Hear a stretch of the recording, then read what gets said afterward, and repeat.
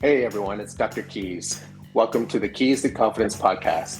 I'm here with Shauna, my wonderful office manager, and we are excited to chat about all things skin, beauty, health, wellness, and to help unlock your inner confidence. If you have any questions you would like me to answer on future episodes, send us a DM on Instagram at KeysMD Cosmetic Clinic or email us at info@keysmd.ca and I'll try to answer as many as I can on upcoming shows. If you like what you hear, don't forget to share and subscribe so that you never miss another episode and to help us grow. Now let's get started. Welcome to another episode of Keys to Confidence. I'm Shauna and I'm joined here with Dr. Keys. How's it going today? I'm doing well. How are you doing?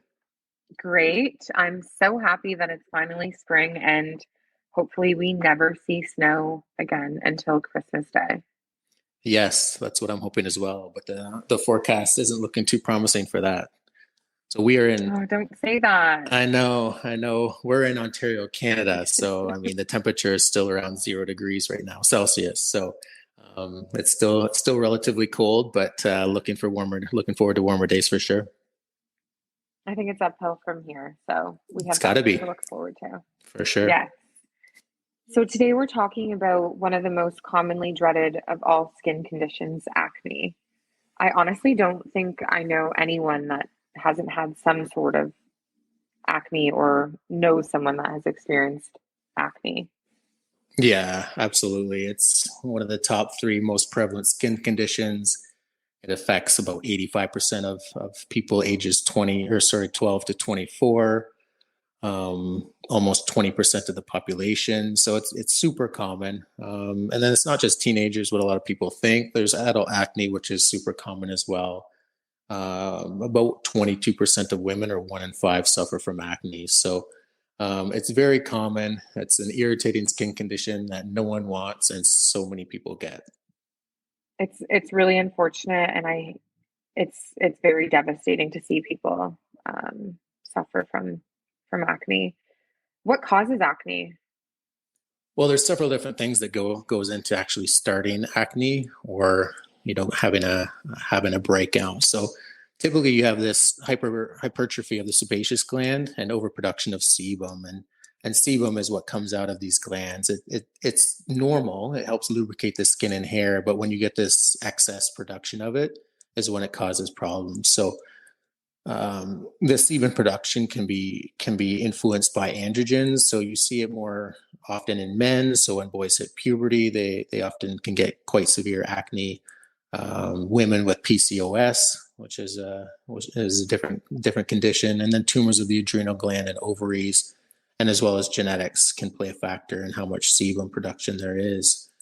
The next thing is the follicular hyperkeratinization of the epithelial cells. So you get these cells on top of the skin and they start building up, and it can lead to obstruction of the sebaceous follicle, or the hair follicle, essentially, is where this is coming from. And then you add in the bacteria, the P. acne, which is a gram-positive bacteria, and you get these 3 things together, and typically that is when you're going to start getting breakouts.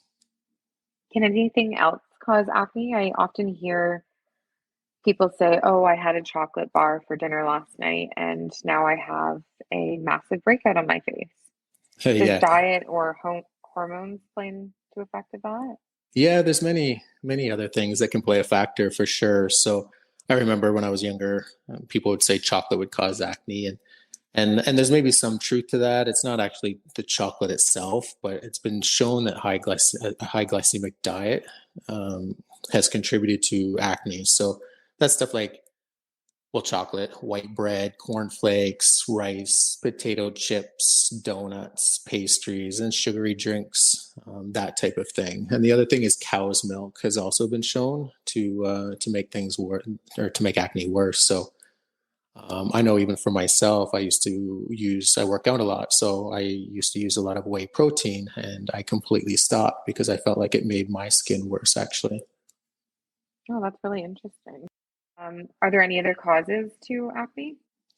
Yeah, there are still others for sure. So there's certain medications that can make it worse. Probably the most common would be corticosteroids, oral or topical. And then there's other ones less common like phenytoin, lithium, and cyclosporin, etc. Ones that are more common to people would be skin irritation. So washing with harsh soaps and detergents, skin picking, hot showers, and dry skin can definitely contribute to acne formation.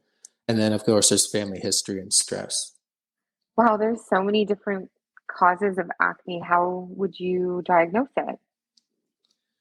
Well, the diagnosis is typically clinical, and it's important to determine the severity of the acne to determine the treatment. So it can be mild, moderate, severe, of course. So mild is just with several comedones. Moderate would be many, and then severe is widespread nodulocystic lesions with scarring, and scarring is really the big thing with severe acne that you don't typically see with mild or moderate acne. Dr. Keys, I know you mentioned that there is a broad spectrum of the severity of acne. When would be an appropriate time to come and see you? I think the best time to come is when it starts bothering you. So, that can be, someone with very mild acne where they want their skin cleared up as much as possible. Or some people might not come in until it's severe and they have scarring and they want repaired. So ideally, in the perfect patient, they're going to come in before they get scarring, so we can try to prevent any further worsening of the acne. But it's really individualized for the patient as to when they want to come in. For sure. And we honestly have so many different treatments that we offer here for like the large spectrum of patients. So whether you are just starting to notice your skin changing, or if you do have severe acne scarring, we can definitely help you with that as well. What are some of the treatments that you would offer to your patients? It's going to be different for every patient and the stage of acne that they have. So often I'm going to look and see if they need any medications. So typically with mild acne, you're going to use retinoids and benzoyl peroxide and probably a topical antibiotic as well. And then if it's moderate, similar treatment, but you might add in an oral antibiotic. And if it's severe, continue with the topical retinoid, oral antibiotics, benzoyl peroxide, and even add in isotretinoin, which is also known as Accutane, the most common name for it at least. And that's the big gun, but we try to avoid that as much as possible because there's other treatments for sure. So those are kind of the more typical medication treatments for this. Before we get into anything else, we want to calm down the acne that's currently there. And then post active acne, we have other treatments that we can help you with as well. Laser resurfacing, microneedling, chemical peels, laser light therapy, and then again, getting you onto a medical grade skincare that will help you regulate everything and prevent you from having hopefully future breakouts. Yeah. And depending on what stage their acne is in, it kind of determines what we can use as well. So there's certain devices you don't want to use over active acne, and then there's certain ones that you can. So you definitely have to know what can be used and what can't be. Ablative lasers are great for scarring as well as fractionated laser. I also do something that's called subcision, where you actually put a needle or cannula under the skin and try to cut out the fibrous bands that hold down the scars. So you get this pitting scar, and the goal is to remove the pitting and to elevate the skin and make it flush with the surrounding skin, so you cannot see it anymore. So that's something else that can be done. I love watching this treatment. Yeah, it's somewhat intense, but you can get some pretty good results with it as well. And then we can also use filler in the depressed scars too, because sometimes they just don't come out as well as you would like. And then you can also cut them out. So punch biopsies can be done as well for deep scars. And then it's typically just one suture to close that up, and typically heals quite well. And then, like you said, you touched on light laser treatments. So those can be beneficial as well. So we have several patients coming in for those treatments right now. And then there's radiofrequency microneedling. That can be quite beneficial. And you touched on chemical peels, microdermabrasion, facials, and skincare. So Yeah, there are many different treatments, and many of them are beneficial. Some are used in combination. And like I said, it just determines where you're at for what we choose to do. And the nice thing about what we do have to offer is everything's customized and personalized to you. So, again, wherever you are on the running scale of acne, we are able to help you. So, where can we find more information regarding acne and what we have to offer? Well, there's a couple of options. You might want to start with your own family physician to see if they have any recommendations in terms of medications. And if that's not convenient for you, you don't have a family doctor, whatever the case may be, they're less educated in skincare and acne.